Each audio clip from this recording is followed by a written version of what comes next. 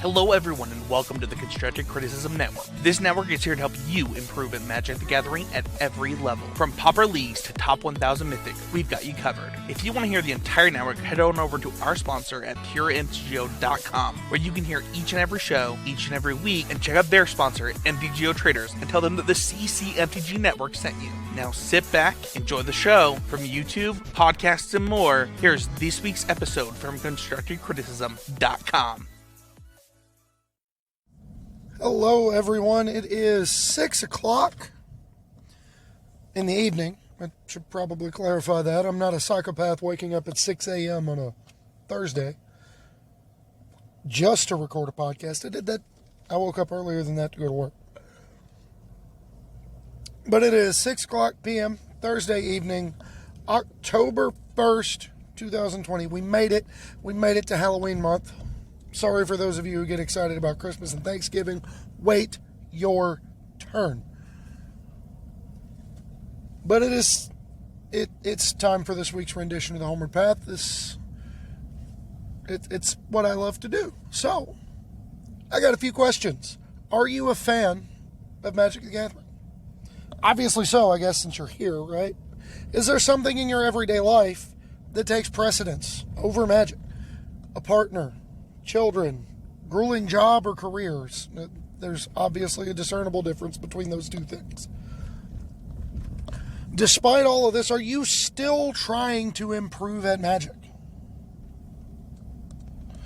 Well, if you answered yes to any of those questions, then stick around because I'm going to announce an announcement in a minute. And that announcement is that this week we're going to look at the 3 B's of improvement: budgeting, brewing, and breaking bad habits, once we get the corporate shilling out of the way. It's our time to remind you that we are sponsored by Pure MTGO. Pure MTGO is one of the largest repositories of Magic content on the web, and if you haven't yet, you should check them out. I mean, if you're listening to me there, you've already done that. But while you're perusing the web, don't forget to check out the parent network at constructivecriticism.com. I mean, I've been on the record for years talking about how good the content on that network is, and you should probably just take my word for it and go check it out. And last but not least, if you like what I'm doing enough to help me keep doing it, you can head over to patreon.com/HomewardPathMTG. This show is always going to be free, but if you would like to gain access to our Discord, get your deck published in our Brew of the Week segment, and or get an episode of your very own covering a topic that you want. Those are the rewards currently for the Patreon tiers. So if those are things that interest you, you should probably head on over there. With that out of the way, let's go into our first segment every week. We're doing Budget Spotlight. Budget Spotlight, where we highlight an uncommon, a rare, and a mythic. Most weeks, sometimes there's more, sometimes we don't have a mythic. I like to try to keep this on theme with the episode. So, the first card, or cards rather, that I want to talk about are the Cauldron Familiar Witch's Oven package, as it pertains to Historic, Pioneer, and Standard. Not Standard. Historic and Pioneer. I don't know what I'm talking about.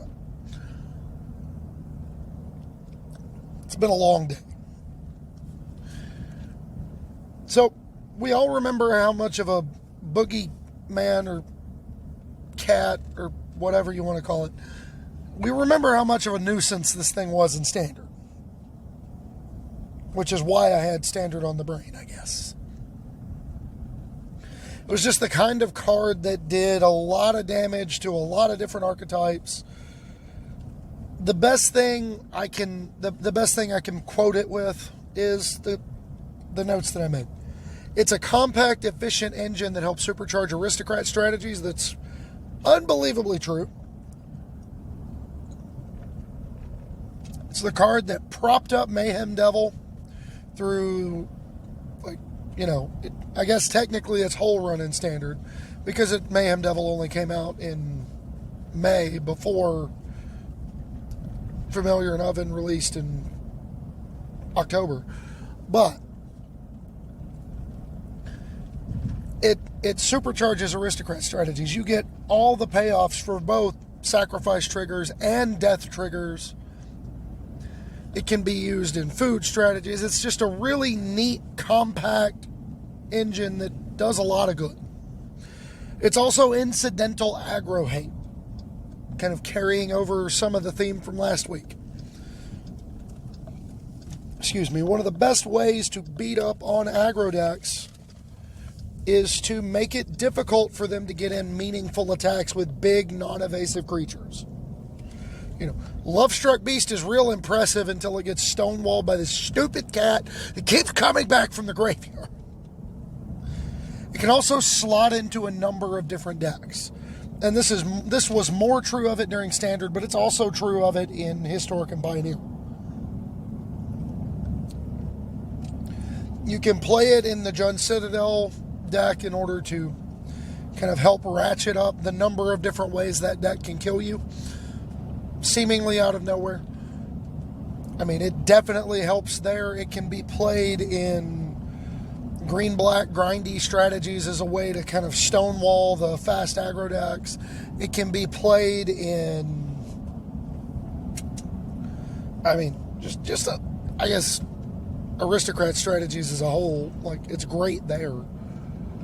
Black, white, green, black, red, black, any combination of those colors together, black, white. It's just very, very good at doing what it does. And speaking of things that are unbelievable at what they do, let's move to our rare. The rare is Fires of Invention. To clarify, for Cat and Oven, the total price of both cards put together is $1.50. You can do a lot worse than $1.50 for an engine that invalidates aggro decks and supercharges your aristocrats theme and makes your opponent's life just generally miserable, which is technically another win condition where they get tired of watching you loop it turn after turn after turn and just decide that the hours of their life are more valuable than watching you repeatedly do horrible things to this poor cat. But a rare is Fires of Invention, which is somehow 75 cents. Now, to clarify, Fires of Invention is not only banned in Standard, it is also banned in Historic. But Fires of Invention enables an unreal number of different archetypes, beginning with the varieties from its run in Standard. Those being the what we called the Ponies Deck, where you just played like a bunch of Cavaliers and Kenrith with Fires of Invention and like generic control cards. There's the Super Friends version that plays just a ton of Planeswalkers, which makes your Narset Parter of Veils infinitely more valuable. You get the Wish board with Fae of Wishes that's very powerful in conjunction with Fires because you can play wildly off-color cards in your Fae of Wishes sideboard, and it's more powerful in a deck that's not playing very many creatures to begin with. You can play a bunch of different Planeswalkers from outside your color identity in your Wish board, which is really cool.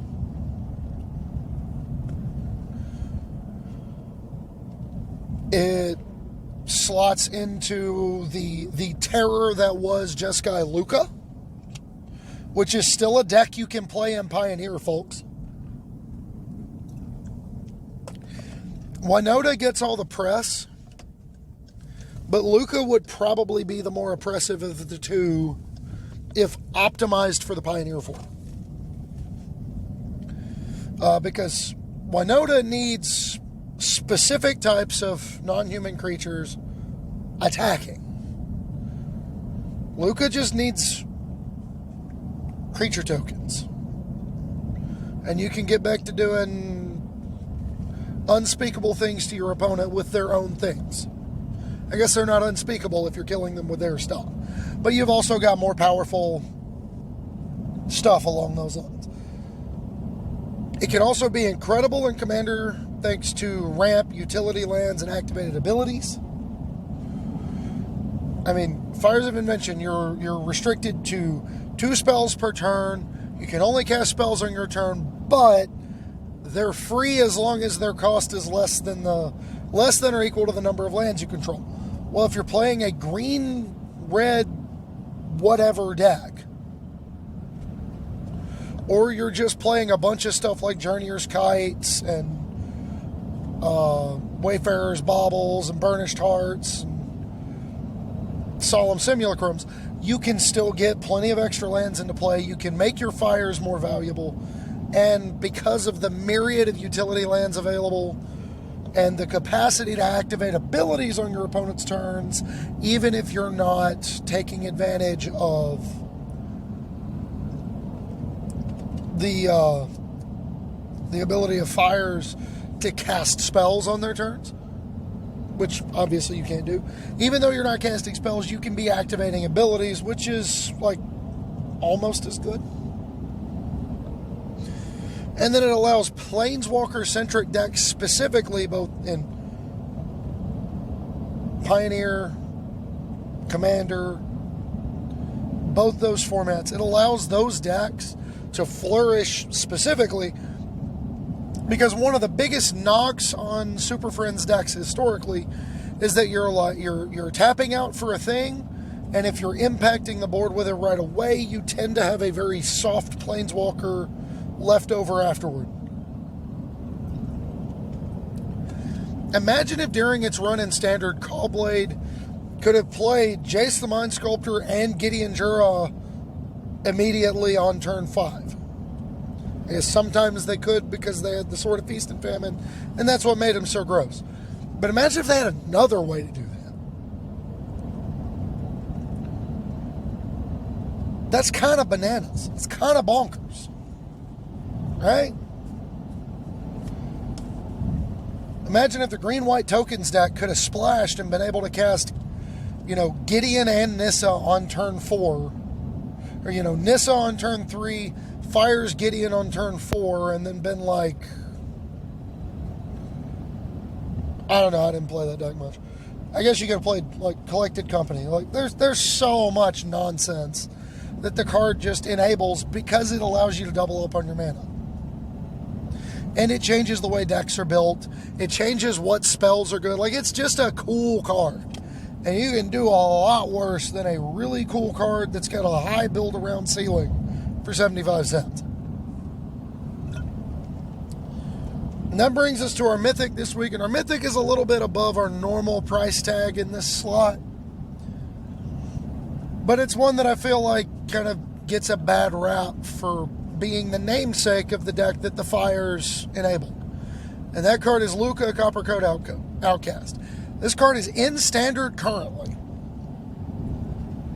And it is $5. $5. It's the centerpiece of quote-unquote polymorph decks. Able to do the job multiple times. You can cast it, get it right away, and leave a Planeswalker behind. It's that classic mid-range value mindset. By contrast, the +1 and -7 abilities favor a creature-centric deck, where the -3 wants you to play like a polymorph deck so you can just floop the most broken thing you can think of into play. The +1 and -7 want you to be playing a lot of creatures.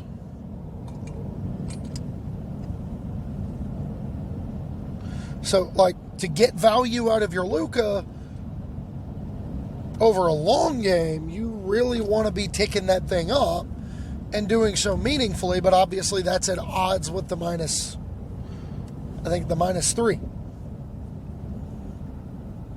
It's a sweet card, though. I love me some polymorph. I have played many a bad polymorph variant. Do not question. I have played Madcap Experiment in the sideboard of Blue-Red Prowess. I mean, I know what I like. It also adds a level of redundancy and consistency alongside cards like Polymorph, Transmorgify, decks that are built around this kind of effect. It's another redundancy piece for those kinds of decks in Commander, where you would otherwise only get one copy of each of those effects. And blue-red polymorph is a cool archetype in Commander. It's not, like, terrifying, because we don't have Emrakul the Aeon Storm. But it is very, very, very good.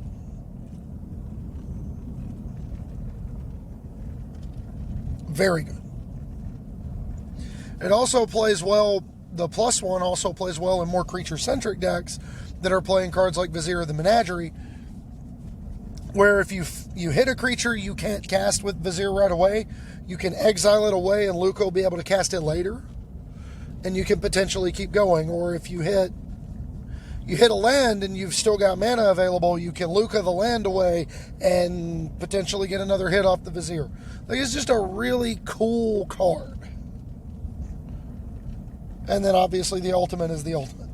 But that brings us to this week's Brew of the Week, which is, if you hadn't already guessed, Luca Fires and Pioneer. There are two words that come to mind when I think about this deck. The first is powerful. This deck was bananas. Bananas in Standard.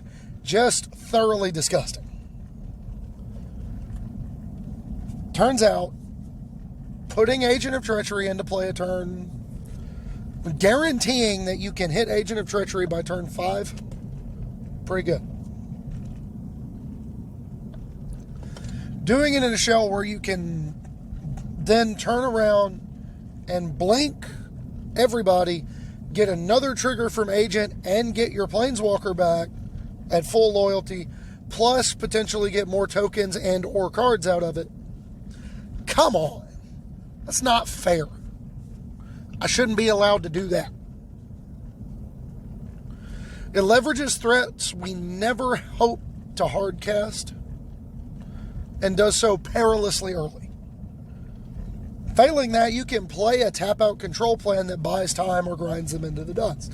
And in particular, because you are a polymorph deck, a card like Narset Parter of Veils gets infinitely more powerful.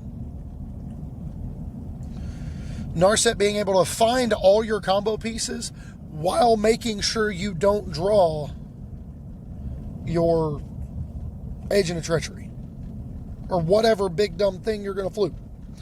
It also, for the purposes of today's episode, plays the highest concentration of recently banned and standard cards depending on the build. If you're playing the sort of generic stock Jeskai list, you've got some ringers. Agent of Treachery, Teferi Time Raveler, Fires of Invention. There's another one. And your Yorion as a companion. I know there's more. If you're playing a teamer version, you've got Fires, you've got Agent of Treachery, you've got Growth Spiral, you've got, like, there's so many ways that this deck gets to play a lot of cards that were just too powerful to exist in Standard. And that brings me to the second word that comes to mind when I talk about this deck, and that is versatile. Yorion plus stuff to blink is a pretty wide open something. That's not like dictating what your deck does in the absence of your stupid busted stuff. Because you can be blinking a lot of different things. For example, Mardu or Grixis color combination. Mardu can leverage Yorion because you gain access to white. You still have Fires. You can still play Agent because you can try to discard it or shuffle it away.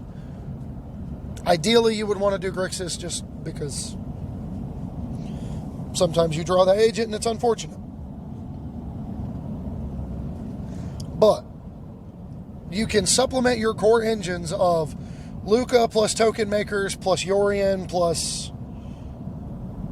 Agent of Treachery with another combo that will frustrate the ever-loving word I can't say on air out of opponents with Harmless Pact or Harmless Offering and Demonic Pact, where Demonic Pact will grind them out a little bit more, make them discard cards, kill something, gain life. Yorion can blink it, which is really good. I mean, you can do a lot worse on turn 4 than Fires plus Demonic Pact. If the board states fairly clear, and then you can just turn around and draw to your Luca and play Luca, blow up a token, go get, just do all the things that deck does. But you also gain access to getting Demonic Pact ticked down until it's the not beneficial effects to you, and then you have Harmless Offering. You just give it to them right before it's going to make you lose the game. You make them lose the game instead. It's like Tricks, but not for kids. You can also build the traditional Jeskai variant, which still has a lot of different flex slots, cards like Birth of Meletus. You can play more token generators as you go down into Pioneer. You can play Supreme Verdict is a really good card to have access to. Adding Shadows over Innistrad to any of these decks, or not Shadows over Innistrad, or specifically Eldritch Moon to any of these, gives you access to Emrakul the Promised End as a thing. You can just plop a 13/13 with pro instants into play. Seems decent. Or you can do Tamer so that you can accelerate into Fire's Luca on the same turn, potentially, via Growth Spiral and or Cultivate. And those enable you to play like the ramp sub-theme, where you just play a bunch of lands really fast and jam an Ugin down their throat. And it allows you to more reliably hardcast your agents, which is probably something we're interested in here, right? But we do all of that to talk about our primary topic this week. We've had a lot of cards banned in the last 2 years. Like a lot of cards banned. An unreasonable amount of cards banned in the last 2 years. So I thought it would be useful to take a look at the history of bans in Standard. And I'm specifically talking about Standard, not Eternal formats, because those are a whole different ball of wax. And that is going to have to be its own episode. Sorry. Not sorry. We got a band together. See what I did there? So, for this, we have a brief history of bannings in Standard. From my time. That's not going to include stuff like Memory Jar or Academy, or I guess that was basically it before my time. So I started playing in the fall of 2004. We had Champions of Kamigawa. Mirrodin was still in Standard. So Mirrodin was a set that was available for me to get cards from. It was a block that was available for me to get cards from. And I came in after the damage had been done. But I did get to play against it. Because my friend Matt had a tendency, like when somebody wanted to complain about how broken a deck was in the stuff we were playing, he would just bust out Affinity and destroy you so you could see what a broken deck felt like. I promise we were good friends to each other.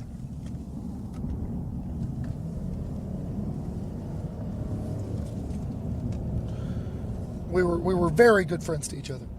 But 2004 Affinity is an example of WotC pushing a mechanic too far. When you put the artifact subtype on lands and then have cost reduction effects in the block that reduce the cost of your spells by the number of artifacts you control, you're double dipping and it's not even close to fair. Sorry. To say nothing of the just horrific thing that resulted from Skullclamp existing. It was definitely a card that just never should have made it to print. Especially not at 1 mana to cast, 1 mana to equip. But it was the first set with equipments. Like, they were trying to create a good equipment, and they were trying to create a good artifact-centric mechanic and Affinity, and both of those things just ended up being way too powerful together. And Affinity took, I think, 3 rounds of bannings to finally kill in Standard. And then there was much rejoicing, and there was a long period of not necessarily great Standard formats, but playable Standard formats. From 2005, which was the first one I played extensively, all the way through 2011, Scars of Mirrodin, ironically enough. Scars still being felt today. But it wasn't Mirrodin cards that got the axe, or the hammer. It was Zendikar cards. Huh. History just keeps on repeating itself. We completely... Anyway. The deck in question was Callblade, one of the most widely lauded Standard decks of all time. It was, in essence, a blue-white tap-out control deck that could leverage Stoneforge Mystic and Squadron Hawk and a limited equipment package, notably like Sword of Feast and Famine, sometimes either Sword of Body and Mind, Sword of War and Peace, and then it would leverage those, and it would leverage like Sylvok Lifestaff and aggro matchups, Mortar Pod. There were a lot of options available to it, especially as we got more cards with Living Weapon. It was just really powerful. The ability to go like Stoneforge tutoring up a creature was really good. Batterskull was obviously kind of what pushed it over the top. And the end result was they decided to ban Jace the Mind Sculptor and Stoneforge Mystic in Standard from late July, early August, until they would have rotated out in October. That sounds oddly familiar, considering we just did that with like all the decks we were tired of playing. So I have on my notes here, I have the Callblade banning was kind of the first sign of things to come, and we just didn't know it at the time.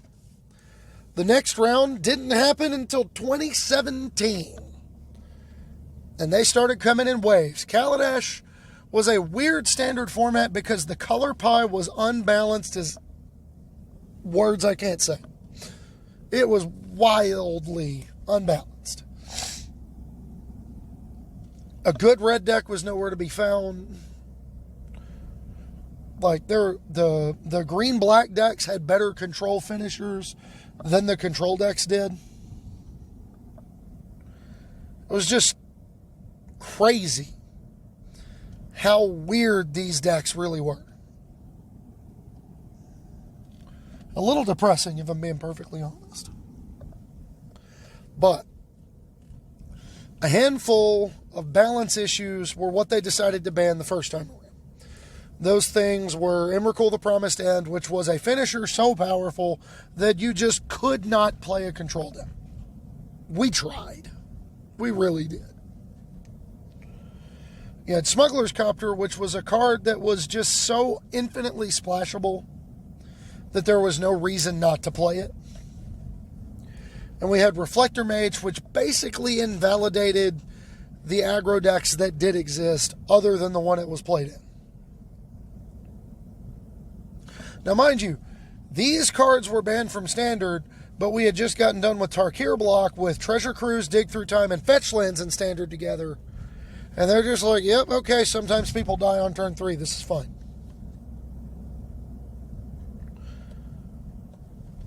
But this was a step too far.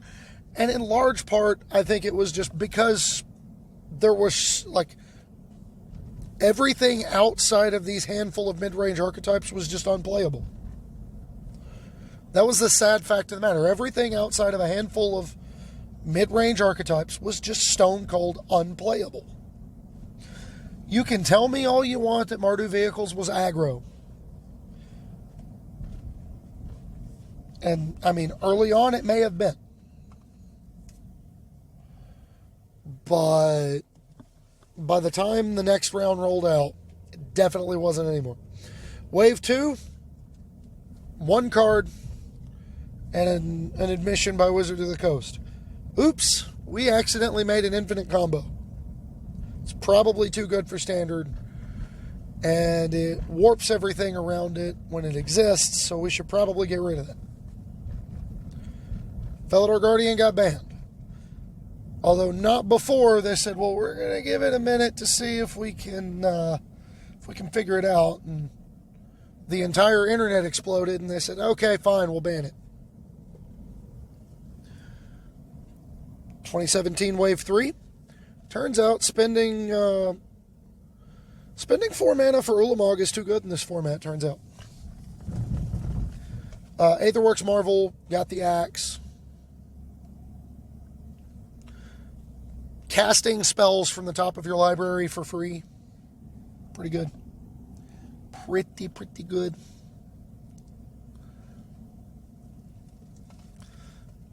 I mean, who knew, right? Whoever could have guessed? But we moved on. We survived, right? We made it.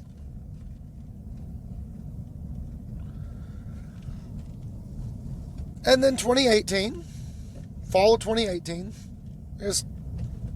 technically it was the early winter of 2018, says, wow, we didn't print enough good stuff in Ixalan to unseat energy. It's not like broken per se. It's just a little bit better than everything else.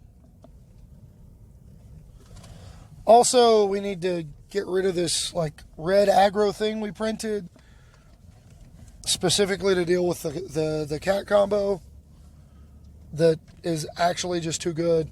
And we need to take away the red deck's ability to grind out games where it gets you to 6 and kills you by activating a land. So they banned Attune with Aether, Rogue Refiner, Rampaging Ferocidon, and Ramunap Ruins. And there were no more bans after those. From winter, it was like, what? January, it was either December 2017 or January 2018, I cannot remember. Through the late fall of 2019. And I'm just lumping these together because they should have happened at the same time, even though they didn't. And that was Field of the Dead, Oko, Once Upon a Time, and Veil of Summer. All of those cards were too good for standard. Just all of them. 1 mana Cryptic Command's really strong. Oko should never have seen print as it was. Field of the Dead gives inevitability to decks that really don't deserve it based on how they're constructed. And Once Upon a Time is just too easy to play. It's the kind of card that like we want more of in Magic, in the sense that we want games to be more consistently games. You don't want a large number of non-games, non-competitive games. And it conceivably makes decks more consistent. And then we have the atrocity that was 2020. We're just going to name some cards off Mad Lib style. Fires of Invention, Teferi Time Raveler, Agent of Treachery, Growth Spiral, Wilderness Reclamation, Cauldron Familiar, Uro Titan of Nature's Wrath, and the Companion Nerf, which was in and of itself essentially a ban for several companions. Because they just actively aren't good enough when you have to move them to your hand before you play them.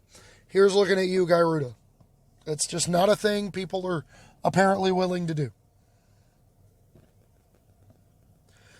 So that brings me to the question, why do cards get banned in Standard? And there's several reasons. First is balance. They're too powerful, or more frequently, it's not necessarily that they're too powerful. Look at Khan's format, where you could play Treasure Cruise and Dig Through Time at 4 copies each, and nobody bat an eyelash. But more frequently, instead of it being too powerful, everything else got powered down too far. Which is to say, when everything else is weak and this one thing is like even pretty good looking at energy, it's going to feel unfair even if it wasn't designed to be unfair. It can also be Ubiquity, a card that sees play in a lot of similar or even different decks and invalidates other similar cards. This is not the same as the balance issue when I'm talking about decks like the Simic Food deck or the Teamer Energy, the energy card shells doing what they did. That's not what I'm talking about here.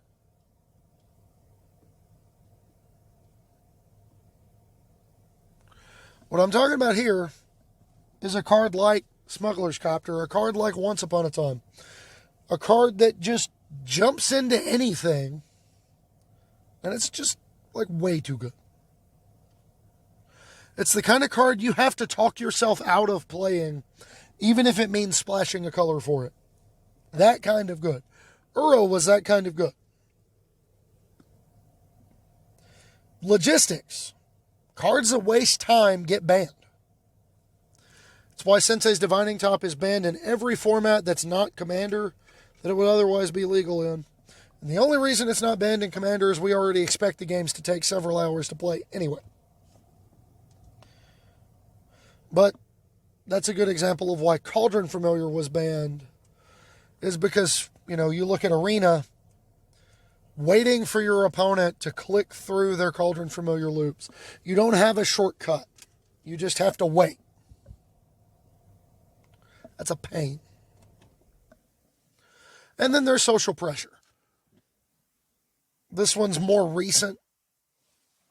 Turns out, loud voices on the internet for a company who is stepping heavily into an esports space can be very persuasive.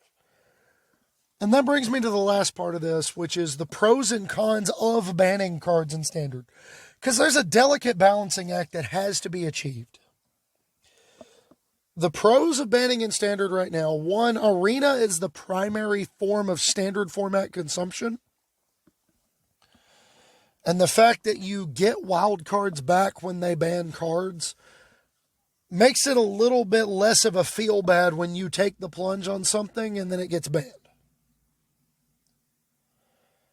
Second, the format at least conceivably becomes better. Hadn't always happened that way. But at least on the surface level descriptions, it gets better. Even if it doesn't get great, it doesn't become the best format ever. If you were under the thumb of something oppressive, banning that thing out of existence can open up space, create new enthusiasm, and it can make the format gameplay feel better. Another, conceivably, designers know what to avoid in the future. I say conceivably because here we are with several busted mana engines banned in the last year. Who'd have thunk it? And last but not least, competitive players get to feel like they're experiencing a brand new format. Which is to say, if you're playing at FNM, if you're playing at, playing on the lower end of the ladder on Arena, you're already seeing a bunch of weird, different stuff all the time. But when you're playing up near the top of the ladder, I hear from people,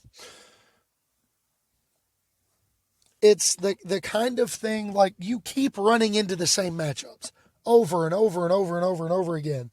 Because as Magic players, we don't want to play a deck that's not good. And if this thing is the only good deck, why would I play anything else? That's the mentality. So you just keep having to play against it. And an endless series of mirror matches is just actively not fun. The cons of banning in Standard: the card that gets banned isn't the only financial blow. A really good example, even in the Arena universe. Banning Fires of Invention didn't just ban Fires of Invention. It also banned Cavalier of Flame, Cavalier of Gales, Luca, Copper Code Outcast. There were a number of cards that the loss of fires hurt. So if you shelled out a bunch of money to get gems, to open packs, to build up wild cards in order to get into this deck, and the only things you got wild cards back for were fires and Agent of Treachery, feels really bad.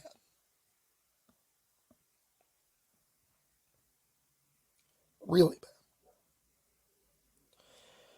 And consumer read buyer confidence takes a blow. As a player who is looking to invest in a product, I want to know that I'm going to get to use that product. And it's obviously a much bigger deal in paper than it is in online circles, because in online circles you can either go to different formats, you can move the card if you're playing Magic Online, you can get something back out of it. And then budget players are often hit the hardest by this because they just don't have the money to spend on a new one.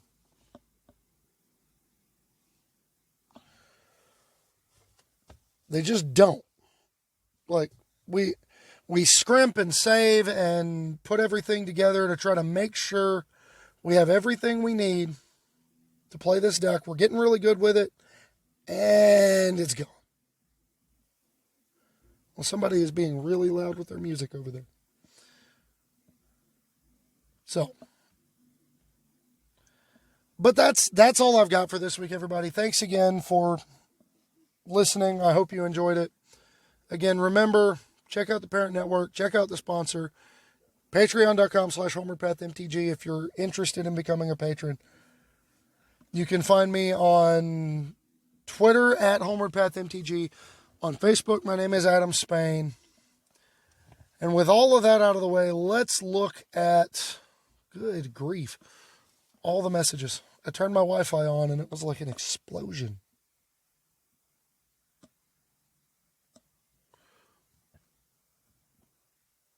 I think we only had two. Yeah, we only had two. We had first from Drac V Pauper TPG. Says, White Knight was one of the first Magic cards I ever played. I was instantly hooked. You could almost say it was love at first strike. MTG dad jokes.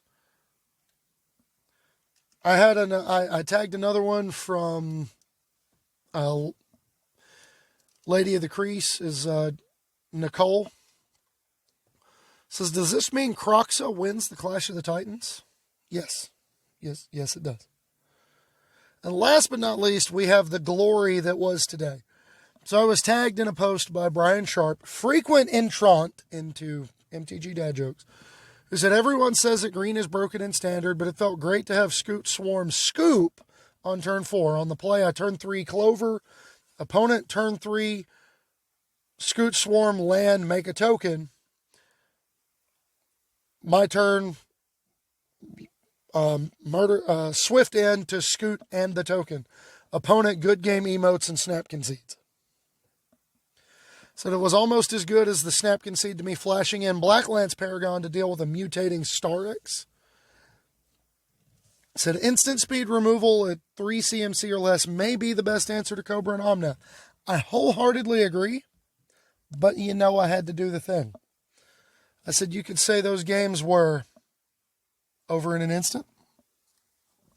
Yeah! Cue CSI Miami opening credits. To which Brian replied, my opponents were just a flash in the pan. So, that's all I have for you this week, everyone. I hope you enjoyed it. Remember, like, comment, subscribe, and tell people if you haven't already. So, with that, I will remind you, early voting is opened up in a lot of places around the country. Absentee voting is still available. Do not miss your opportunity to vote, and do not let anyone deny you your right to do so. And that is all I will say about that. And I will catch you next week. Be safe, everybody.